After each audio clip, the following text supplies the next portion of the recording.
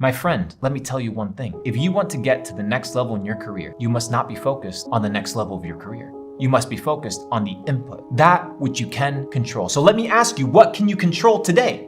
Well, you can control when you show up. You can control how much you work. You can control the quality of your labor. You can control the quality of your relationships. You can control what you input into your ears, what you input into your mind. But nobody wants to focus on that because it's too laborious. It requires too much patience. My friend, patience is bitter, but its fruit is sweet.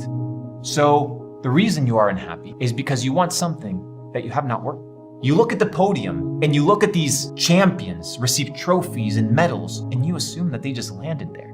You just assume that they just achieved greatness by chance, by luck. There is no such thing as luck, only probabilities. So as you increase your input, you increase your probabilities. So I ask you again, what are you inputting in your mind, in your ears, through your eyes, through your relationships, through your work, through your dedication? Do not be fooled. God cannot be mocked. That which a man sows, so shall he also reap. Walk with power, walk with truth. That's my data set for you guys. Peace.